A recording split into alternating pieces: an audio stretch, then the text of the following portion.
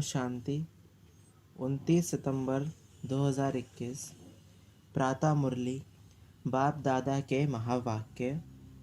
मीठे बच्चे, इस अंतिम जन्म में गृहस्थ व्यवहार में रहते कमल फूल समान पवित्र बनो। एक बाप को याद करो, यही गुप्त मेहनत है। प्रश्न: ज्ञान का तीसरा नेत्र मिलते ही कौन सा कंट्रास्ट स्पष्ट अनुभव होता है? उत्तर: भक्ति में भगवान को पाने के लिए कितना दूर दूर भटक रहे थे, कितनी ठोकरें खा रहे थे, अभी हमें वह मिल गया। दूसरा, साथ साथ रहम आता मनुष्य बेचारे अभी तक भी भटक रहे हैं, रास्ता ढूंढ रहे हैं। बाबा ने हमें भटकने से छुड़ा दिया। हम बाबा के साथ जाने की तैयारी कर रहे हैं। गीत। आज अंधेरे में है इंसान। ओम शांति। एक तरफ भक्त याद कर रहे हैं, दूसरे तरफ में आत्माओं को तीसरा नेत्र मिल चुका है, अर्थात आत्माओं को बाप की पहचान मिल चुकी है। वह कहते हैं हम भटक रहे हैं। अभी तुम तो नहीं भटकते हो, कितना फर्क है। बाप तुम बच्चों को साथ ले जाने के लिए तैयार कर रहे हैं। मनुष्य गुरुओं पिछाड़ी तीर्थ यात्रा मेले मगला खड़े आदि पिछाड़ी कितना भटक रहे हैं। तुम्हारा भटकना अब छूट गया है। बच्चे जानते हैं इस भटकने से छुड़ाने के लिए बाप आया हुआ है। जैसे कल्प पहले बाप ने आकर पढ़ाया था व राजयोग सिखाया था, हूबहू ऐसे पढ़ा रहे हैं।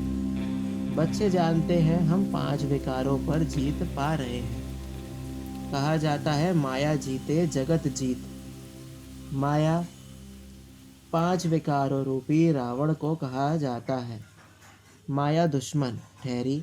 माया धन संपत्ति को नहीं कहा जाता। लिखना भी है 5 विकारों रूपी रावण व माया, तो मनुष्य कुछ अर्थ नहीं समझते, नहीं तो समझ नहीं सकते हैं। माया जीते जगत जीत। इसमें यादवों और कौरवों व असुरों और देवताओं की कोई बात नहीं। स्थूल लड़ाई होती नहीं है। गाया जाता है योग बल से माया रावण पर जीत पाने से जगत जीत बनते हैं। तुम बच्चे जानते हो जगत कहा जाता है विश्व को। विश्व पर जीत पहनाने लिए विश्व का मालिक ही आते हैं, वही सर्वशक्तिमान है। यह तो बच्चों को समझाया गया है। बाप को याद करने से ही पाप भस्म हो जाते हैं। मुख्य बात है याद करने से तुम्हारे से कोई विकर्म नहीं होगा और खुशी में रहेंगे। पतित पावन बाप आए हैं पावन बनाने, तो फिर हम विकर्म क्यों करें? अपनी संभाल करनी है। बुद्धि तो मनुष्य को है ना, इसमें और कुछ लड़ने आदि की बात नहीं है। सिर्फ 5 विकारों को जीतने लिए बाप को याद करना बहुत सहज है। हाँ, इसमें मेहनत लगती है, टाइम लगता है। माया दीवा बुझाने के लिए घड़ी घड़ी तूफान लाती है। बाकी इसमें लड़ाई की कोई बात नहीं है। वहाँ है ही देवताओं का राज्य। असुर कोई होते नहीं। हम हैं ब्राह्मण, ब्रह्मा मुख वंशावली। जो ब्राह्मण कुल के हैं वही अपने को ब्राह्मण समझते हैं। रूहानी बाप हम रूहों को बैठ ज्ञान देते हैं। ज्ञान सागर पतित पावन सदगति दाता एक ही है, वही स्वर्ग स्थापन करने वाला है। तुम बच्चों को तो बहुत खुशी होनी चाहिए।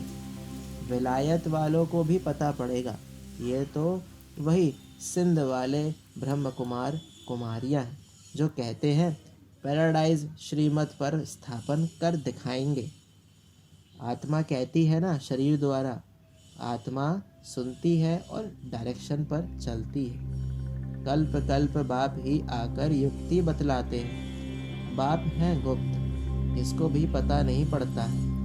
कितने ढेर मनुष्यों को समझाते हैं, फिर भी कोर्टों में कोई ही समझते हैं।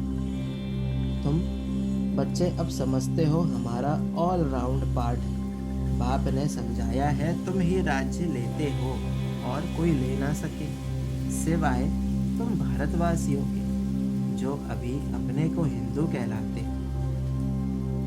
आदमशुमारी में भी हिंदू लिख देते हैं। हम भले कुछ भी नाम दें, हम वास्तव में आदि सनातन देवी देवता धर्म के थे।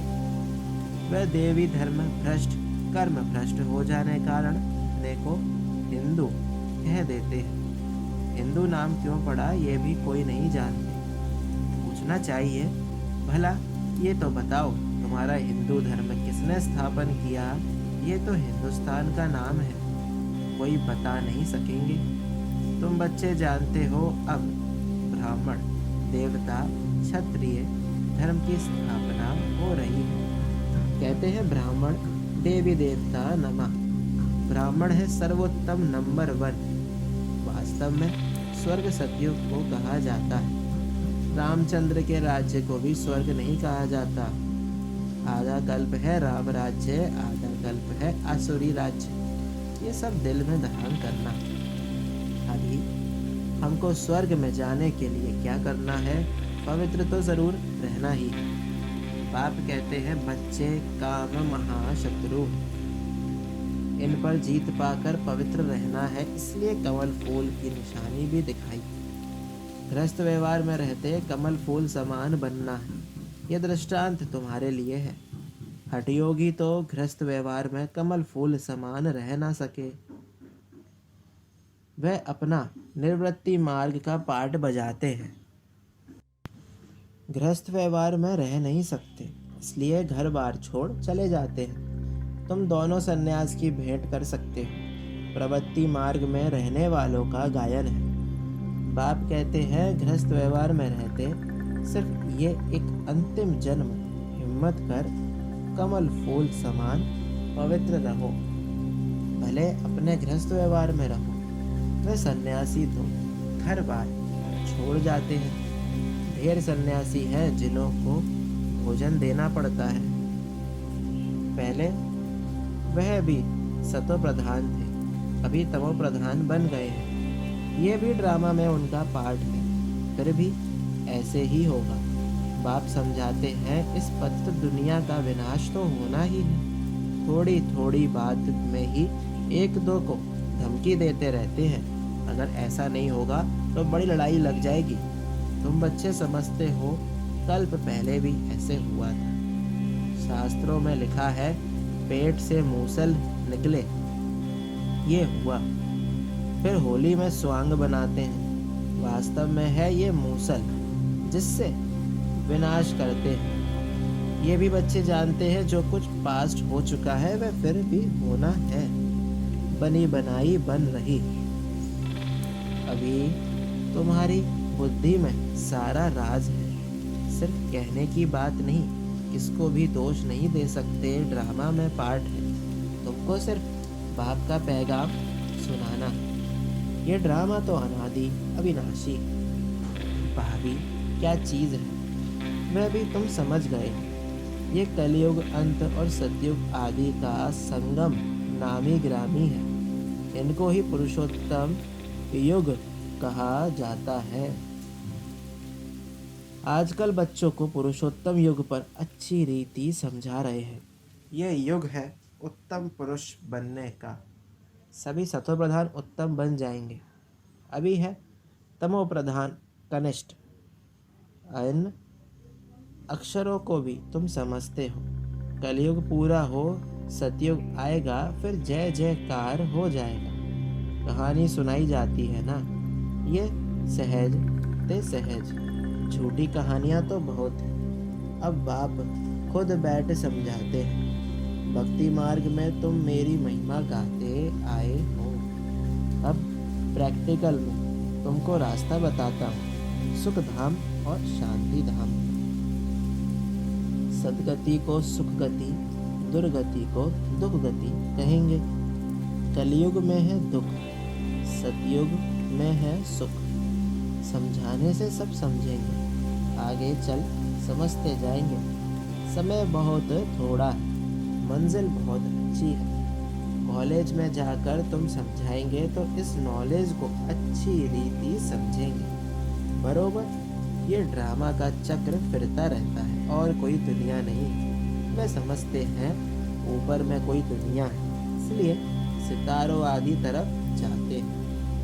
वास्तव में वहाँ कुछ है नहीं। God is one, creation is one. मनुष्य सृष्टि यही है। मनुष्य मनुष्य ही है, सिर्फ देह के अनेक धर्म हैं। इतनी वैरायटी है। सतयुग में एक ही धर्म था, उसको कहा जाता है सुखधाम। कलयुग है दुखधाम। सुख और दुख का खेल है ना। बाप थोड़े बच्चों को कब दुख देंगे। बाप तो आकर दुख से लिबरेट करते हैं। जो दुख हरता है वह फिर किसको दुख थोड़ी देगा। अभी है रावण राज्य। मनुष्यों में 5 विकार प्रवेश है, इसलिए रावण राज्य कहा जाता है। वर्ल्ड की हिस्ट्री ज्योग्राफी का राज अभी तुम बच्चों की बुद्धि में आ गया है। रोज सुनते हो ये बहुत बड़ी पढ़ाई है, तो बाप समझाते हैं अभी बाकी थोड़ा समय है, उसमें बाप से पूरा वर्षा लेना है। धीरे धीरे मनुष्य भी समझेंगे। बरोबर, ईश्वर का रास्ता है तो यही समझाते हैं। दुनिया में और कोई भी ईश्वर को पाने का रास्ता नहीं बतलाते हैं। ईश्वर का रास्ता ईश्वर ही बताते हैं। तुम तो उनके बच्चे, पैगाम देने वाले। कल्प पहले भी जो निमित्त बने होंगे वही अब बनेंगे और बनाते जाएंगे।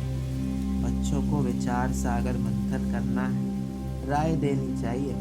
बाबा, हम समझते हैं ये चित्र होने चाहिए, इनसे मनुष्य अच्छा समझ सकते हैं। बाबा कम चित्र इसलिए कहते हैं क्योंकि कई सेंटर्स बहुत छोटे छोटे हैं। 5-7 चित्र भी मुश्किल रख सकते हैं। बाबा कहते हैं घर घर में गीता पाठशाला हो। ऐसे भी बहुत हैं, एक कमरे में सब कुछ चलाते हैं। मुख्य चित्र रखें हो तो मनुष्य को समझ मिले। आखिरीन भगवान किसको कहा जाता है, उनसे क्या मिलता है। भगवान को बाबा कहा जाता है। बबुलनाथ बाबा नहीं कहेंगे, रुद्र बाबा नहीं कहेंगे, शिव बाबा नामी ग्रामी। बाबा कहते हैं ये वही कल्प पहले वाला ज्ञान यज्ञ है। बेहद के बाप शिव ने यज्ञ रचा है। ब्राह्मणों की रचना की है ब्रह्मा द्वारा। ब्रह्मा में प्रवेश हो स्थापना की है। यह है ज्ञान राजयोग का। और फिर यज्ञ भी है जिसमें सारी पुरानी दुनिया की आहुति पड़ती है। एक वह ही बाप भी है, टीचर भी है, गुरु भी है, ज्ञान सागर भी है। ऐसा और कोई है नहीं। आजकल यज्ञ रचते हैं तो चारों तरफ शास्त्र रखते हैं। एक आहुति का कुंड भी बनाते हैं। वास्तव में है ये ज्ञान यज्ञ जिसमें उन्होंने कॉपी की है। यहाँ कोई स्थूल चीज़ आदि तो है नहीं। अभी तुम बच्चों को बेहद का बाप मिला है, बेहद का ज्ञान मिला है और कोई यह जानते नहीं। बेहद की आहुति पढ़नी है, यह तुम जानते हो। पुरानी दुनिया खत्म हो जाएगी, वह तो खुशी होती रहती है कि राम राज्य स्थापन हो। ये तो बहुत अच्छा है, परंतु वह तो जो स्थापन करेंगे वह अपने लिए ही करेंगे ना। मेहनत सब अपने लिए ही करेंगे। तुम जानते हो ये महाभारत लड़ाई भी इस यज्ञ से प्रज्वलित हुई है। कहाँ वह हद की बातें, कहाँ ये बेहद की बातें। तुम अपने लिए ही पुरुषार्थ करते हैं जब तक बाप को ना जाने वर्षा मिल ना सके। बाप ही आकर आत्माओं को शिक्षा देते हैं। तुम्हारा है सब गुप्त। आत्मा जो हिंसक बन गई है उनको अहिंसक बनना है। किसी पर क्रोध भी नहीं करना है। 5 विकार जब दान दे तब ग्रहण छूटे, इनसे ही काले हो गए। अब फिर सर्वगुण संपन्न 16 कला संपूर्ण कैसे बने। ये बाप बैठ समझाते। इन लक्ष्मी नारायण को ऐसा किसने बनाया। कोई गुरु मिला, ये तो विश्व के मालिक थे। ज़रूर पास्ट जन्म में अच्छे कर्म किए हैं, तब अच्छा जन्म मिला। अच्छे कर्मों से अच्छा जन्म मिलता है। ब्रह्मा और विष्णु का कनेक्शन भी ज़रूर है। ब्रह्मा सो विष्णु एक सेकंड में। मनुष्य से देवता बनते हैं, सेकंड में जीवन मुक्ति इसको कहा जाता है। बाप के बने और जीवन मुक्ति का वर्षा पा लिया। जीवन मुक्त तो राजा प्रजा सब, जो भी आने हैं उनको जीवन मुक्त बनना है। बाप तो समझाते हैं सबको, फिर है पुरुषार्थ करना उच्च पद पाने के लिए। सारा मदार है पुरुषार्थ पर। क्यों ना पुरुषार्थ करते करते हम उच्च पद पाएं। बाप को बहुत याद करने से बाप की दिल पर अर्थात तख्त पर चढ़ जाएंगे। बाप कोई मेहनत नहीं देते, अबलाओं से और क्या मेहनत कराएंगे। बाप की याद है भी गुप्त, ज्ञान तो प्रत्यक्ष हो जाता है। कहा जाता है इनका भाषण तो बहुत अच्छा है, परंतु योग में कहाँ तक है। बाप को याद करते हैं, कितना समय याद करते हैं।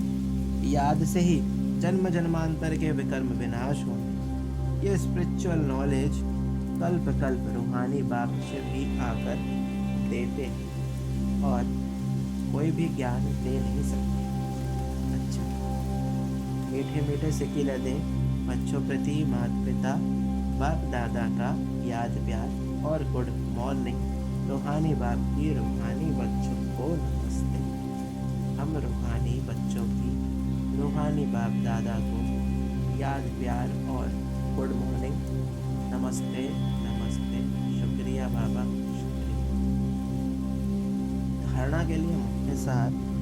पहला, अविनाशी ड्रामा के राज को बुद्धि में रख किसी को भी दोषी नहीं बनाना है। पुरुषोत्तम बनने का पुरुषार्थ करना है। इस थोड़े समय में बाप से पूरा वर्षा लेना है।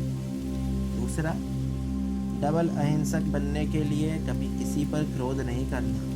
विकारों का दान दे सर्वगुण संपन्न बनने का पुरुषार्थ करना।